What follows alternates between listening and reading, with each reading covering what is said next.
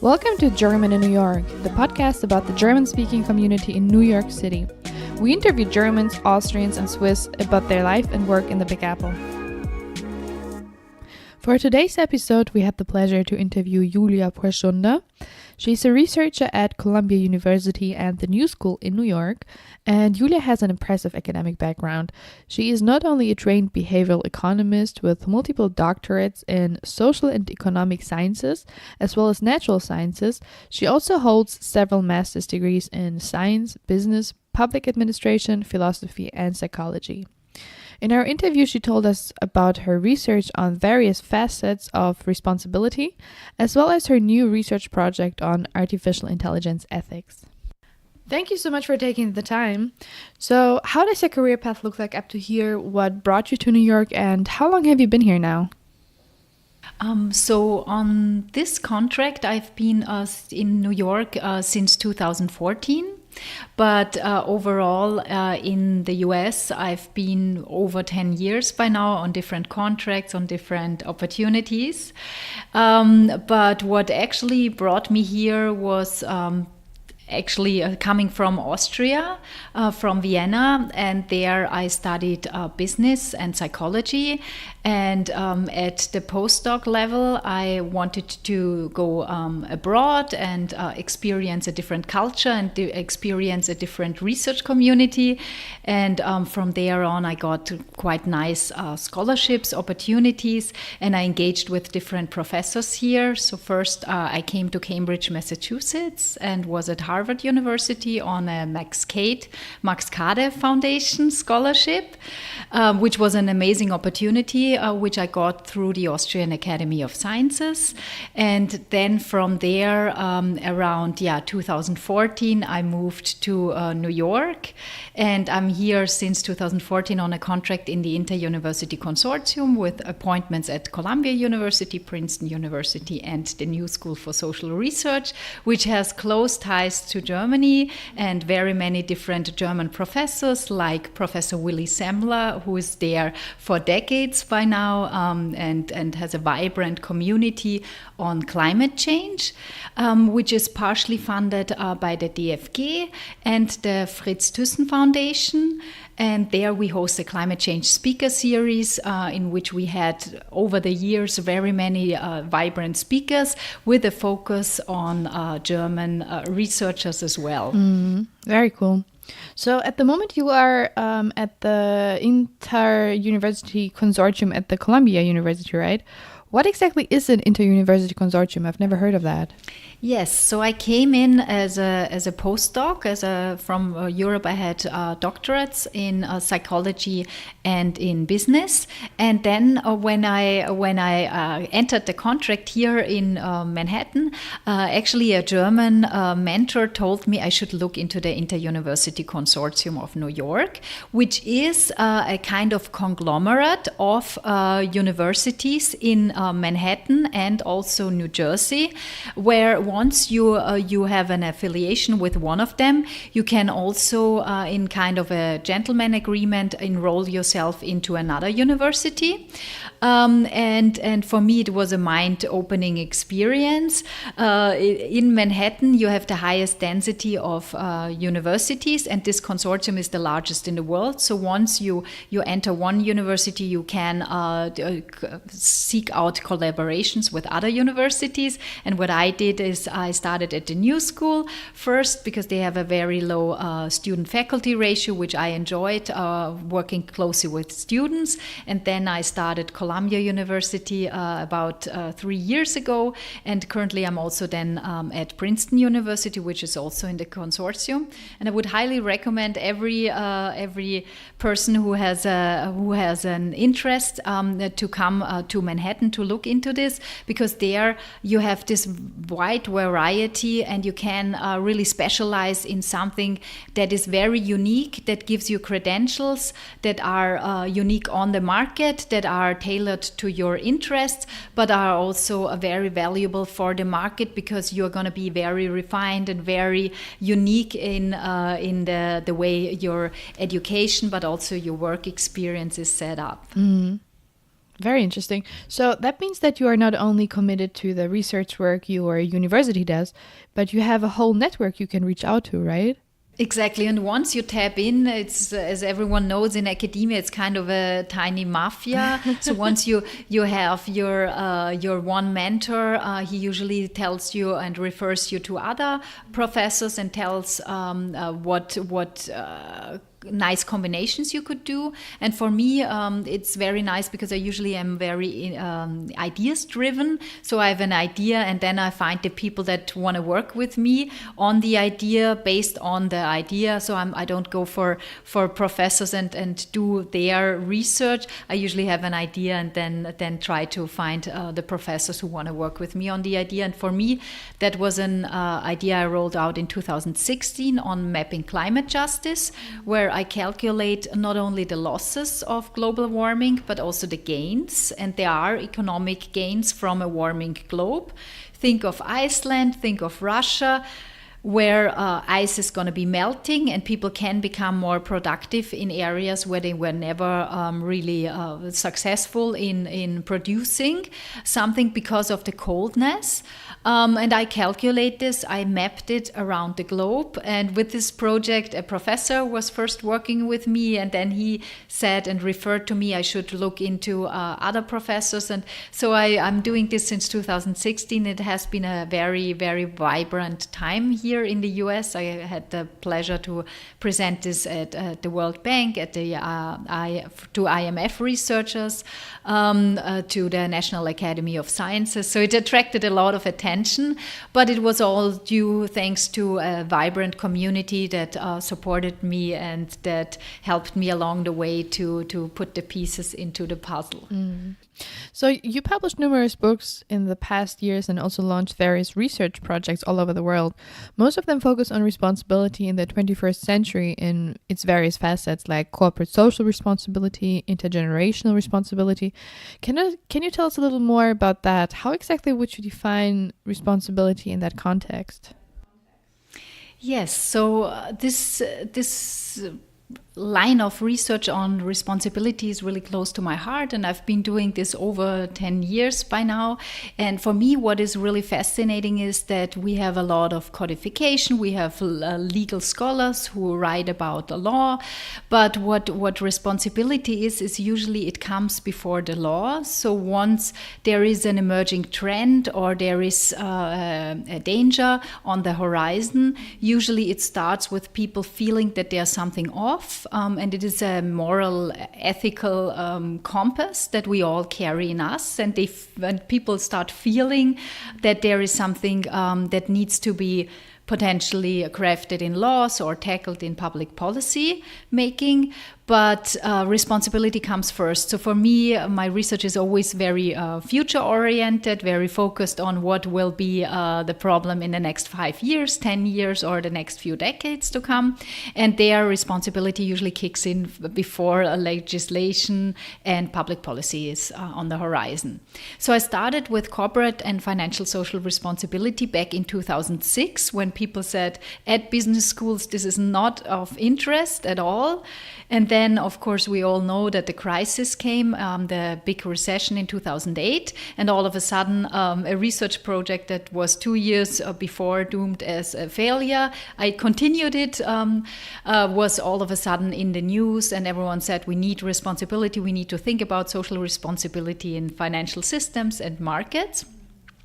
So that was in around 2008. And then in 2010, I started feeling that there is currently potentially an intergenerational kink, some problem that we have in between generations, a transfer. So usually you want to have the next generation having at least as favorable standards of living as you are experiencing today. And around 2010, I started feeling there's something going on with climate change, where we might have problems for the next generation. There is a problem with over-indebtedness. Especially in the US, where we have a twin deficit. We have the current and the capital account being in debt. And also in the Western world, we do have some countries, not Germany, but some countries highly over-indebted. Or if you think of Italy, if you think of other countries in the European zone. Greece, for instance, we had the crisis, the Grexit demand in 2011 because of that. And then also the aging Western world population, which kind of puts pressure on pension reform needs. But pension reform needs are usually not met by politicians. It's kind of a political suicide if you want to touch given out promises. But we just recently, I think in the last year, we had a Bertelsmann Stiftung a report out that Germany is approaching a high pension reform need. And if the pension system is not reformed, it's just not doable. And there are prospects in there that Germany could fall into a deficit because of that in the next 10 to 20 years. So I saw these three pillars and started writing books about intergenerational equity. And then New York was an amazing portal to promote these books and get the word out. Here you do have a voice to share, and people give credit to very young people as well, and give a voice and a means of possibility. Also, for instance, invitations like from the German in New York Podcast. Yes, podcast. It's an amazing opportunity to bring out new ideas and also connect back with Europe and have people listen to us today. We are lucky to have you on here. Thank you very much. I would totally agree that New York gives chances to everyone, old, young, and just everyone. So talking about intergenerational responsibility, what are the things young generations or young people in general should look out for? Are there certain things that they should do in order to act responsible? Yes, certainly. So I have brought out the first macroeconomic intergenerational transfer model, and it starts, it tackles all different layers of intergenerational equity in the different domains, and there's usually a public and a private solution to most of these problems. And I think as you said, in the pension reform needs, you can do your private forecast and think about how long your life expectancy is, and then discount from the retirement age. In Europe, it's a bit more regulated, so you know pretty much exactly when you're going to retire. Here in the US, people can work until they really choose to not work anymore. So we have that a lot at universities where people are very highly intrinsically motivated. They sometimes stay professors until they're 80, 90 years old. But in Europe, you know when you might be retiring, which is going to be around 65 years old. And from there on, you could discount how much money you will need, how much you should put on the side every time. I'm also a behavioral economist, so I help people making smart decisions around finance. And there you can just see that people have a tendency to see they have this tendency, which is called hyperbolic discounting, to see the present way more important than the future. But if you help people make decisions when they put the now and the future next to each other, they become more aware of lurking problems, and they become more reasonable, less emotional. So if you put the now and maybe 20, 30, 40 years down the road, then you can calibrate that a bit. Also, another really interesting and beautiful thing of the human mind is that we see the future usually very positive. So when I think about myself in 10 years, 20 years, I think I'm going to be more healthy, I'm going to be richer than I potentially actually will be. And if you make people become aware of this, that also helps that they start saving money, that they start thinking about maybe to curb their current consumption in lieu of having financial means in the future available. So that is the next thing. And then also there's I'm currently working on this because I will be consulting people under stress, how to to make financial decision makings, these bomb crater events that can happen in your life, that you lose someone or that you have a divorce, how to navigate around these possibilities, how to calibrate risks and opportunities, how to face that in. We don't think that our parents will die. We don't think that our spouses will want to have a divorce.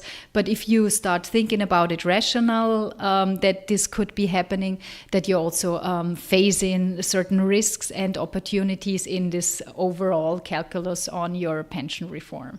Very interesting. So you also have another very interesting new line of research, artificial intelligence ethics, where you study the introduction of AI in our contemporary society. How does that research look like? Can you tell us a little more about that? Yes, so this is my newest intellectual baby that I really enjoy tackling. About 2 years ago, I started thinking about artificial intelligence ethics, and people at future conferences said, this is too futuristic, we don't need that currently. But now I feel in the community there is a trend breaking. Oh yeah, definitely. And here the idea is that artificial intelligence will be a market disruption, but also a disruption of our current society. And just to give you a very stark example that has already happened, there is a robot that is called Sophia, and she has been financed by American investors, put together in Hong Kong and rolled out last year in Saudi Arabia. And Sophia got citizenship in Saudi Arabia, which is striking. So not only will we see a market disruption in terms of economics, that artificial intelligence will potentially take over certain manual tasks.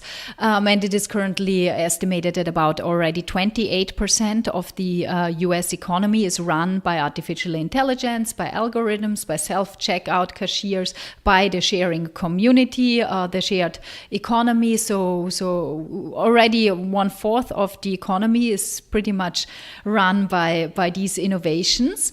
But then we also have these creatures encroaching our citizenship rights. And here I really think that artificial intelligence ethics has to think, what are we going to do with the market when people start getting laid off, when we do not calculate artificial intelligence into our current GDP, which I just recently found in a study at Princeton University, that our current gross domestic product is not capturing totally what artificial intelligence, what revenue it brings, and from there it follows that we do not have proper taxation.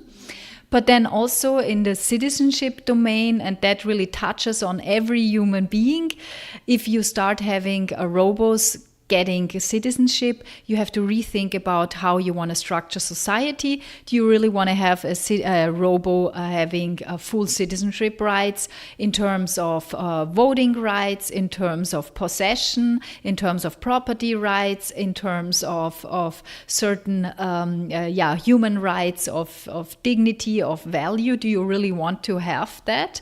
Or do you want to have a stratified society? And over the summer, I'm happy to be able to work for the European Parliament that is currently looking into writing a regulatory on artificial intelligence ethics. And I will base this partially in Athens as the cradle of democracy, that had a stratified society where you had people having citizenship rights, but different rights attached to them based on certain different classes. I will also base it partially in Rome, where we had slavery and a very highly sophisticated model of how to structure society with slaves.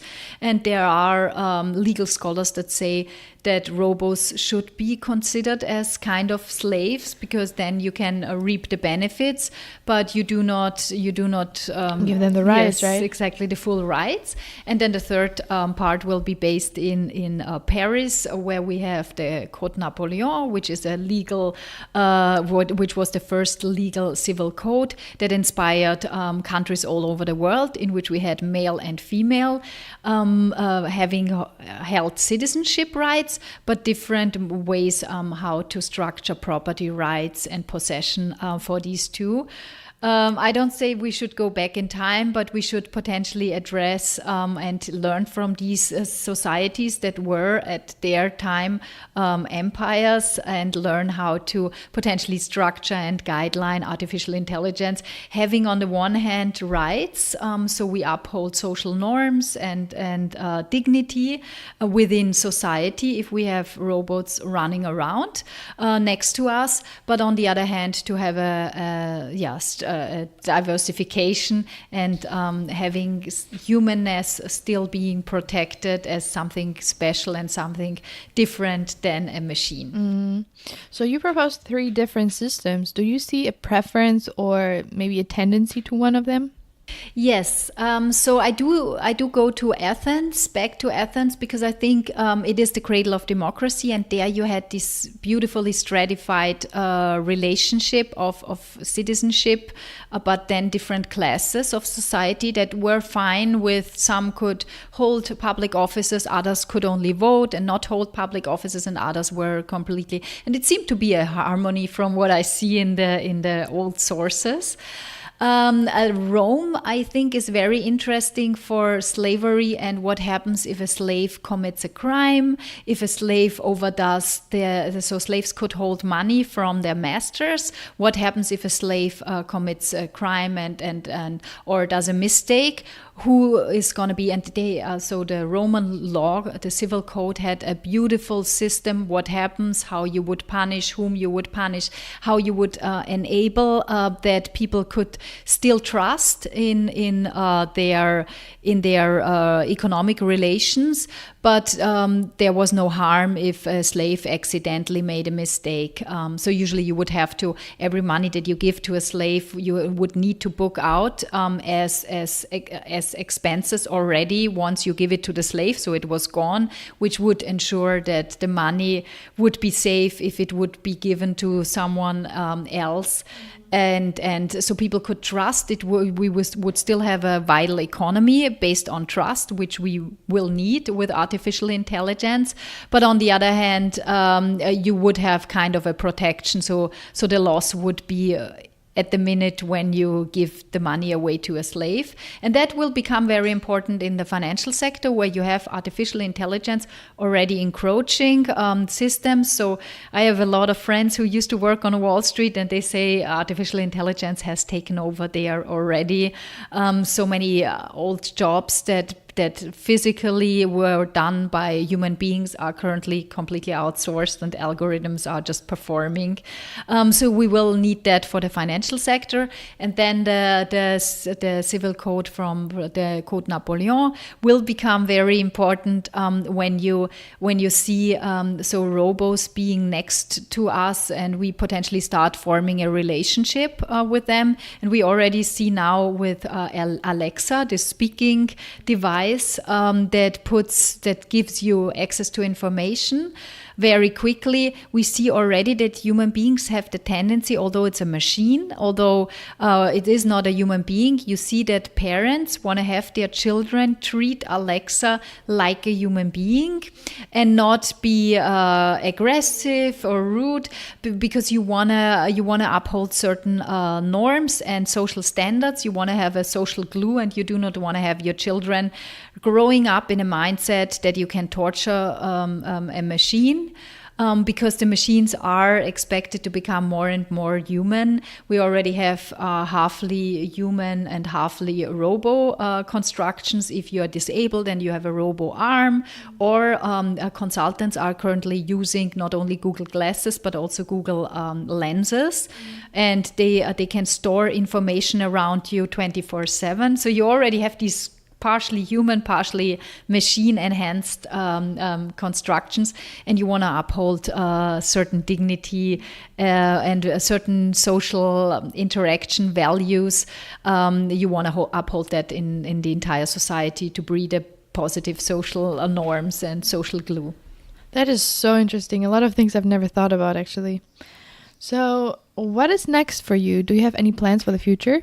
Yes, so the very, very newest idea, which I just rolled out a few weeks ago, is going to be discrimination of excellence. And here the idea is everyone agrees that we are against discrimination. You have this moral compass that you want to help those that are in need, that you do not want to discriminate based on certain traits or factors that do not have anything to do with the outcome.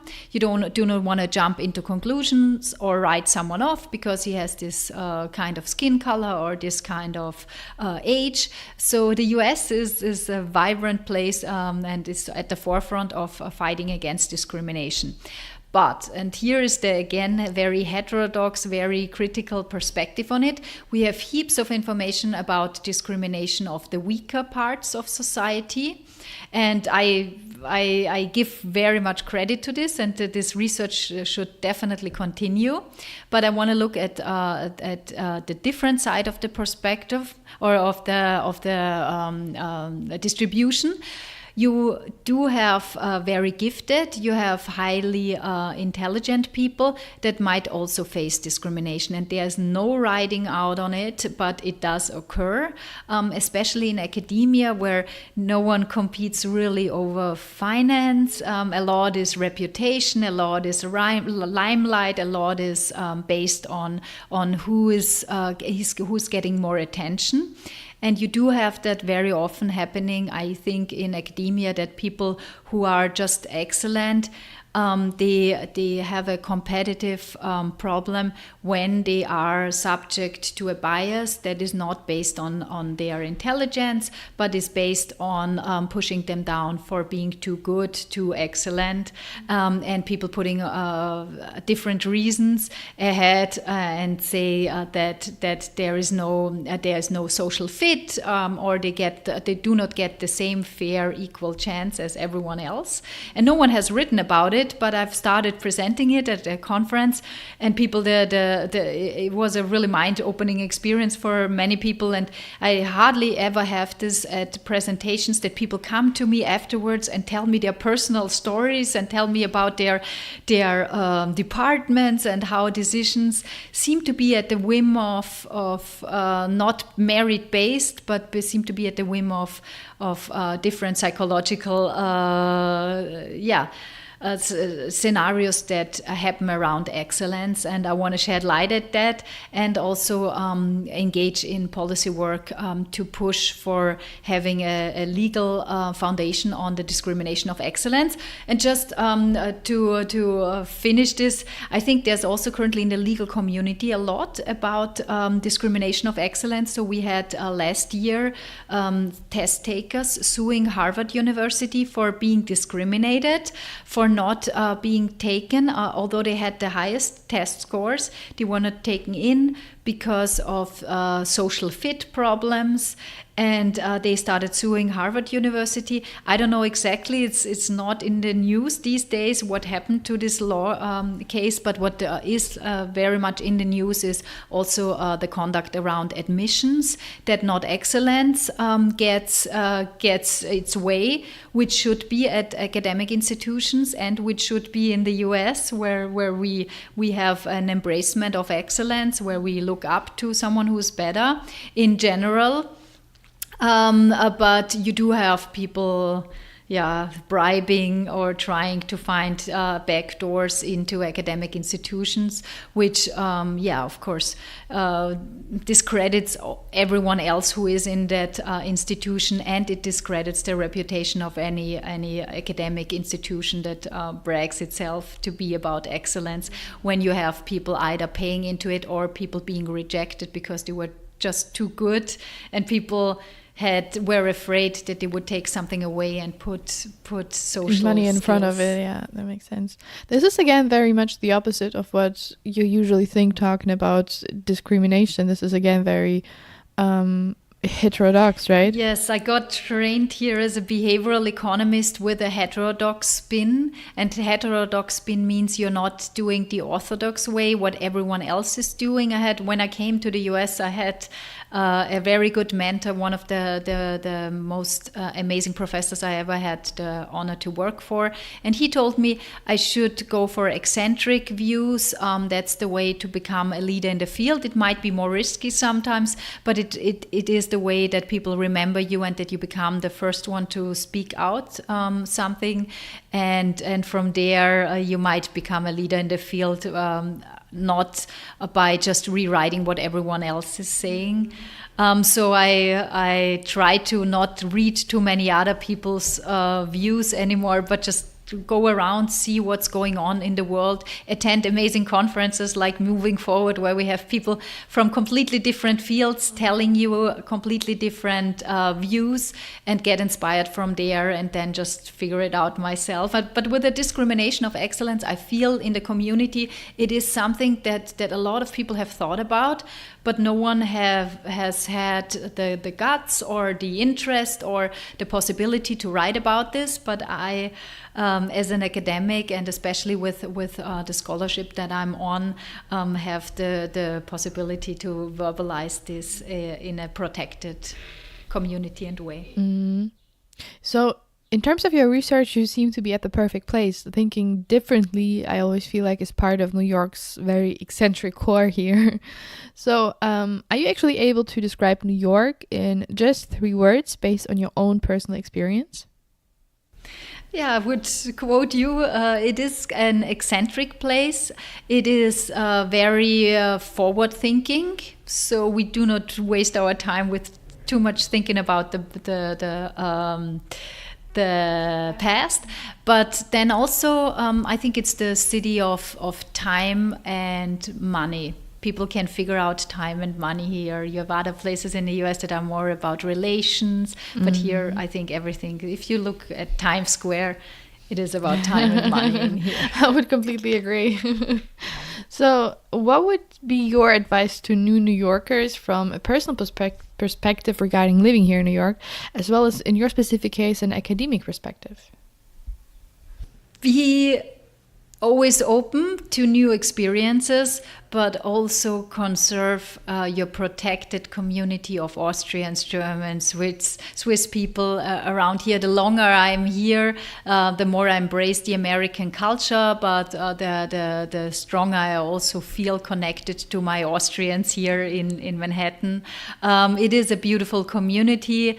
You should always open your eyes for new adventures here, but you also always should maintain your touch, also to communicate back. And yes, I can imagine I would have never gone that far if I would not have had the protected community in Europe.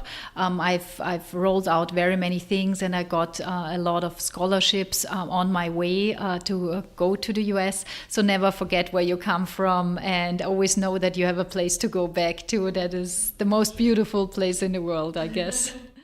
That was Julia Puaschunder. Thank you very much to her for that very interesting interview. For those of you who would like to know more about her research, and Julia herself can visit her website. It's juliampuaschunder.com. We will add the link to the show notes. Thank you very much for tuning in. Visit our website for more information. It's German-in-newyork.com. Hear you soon.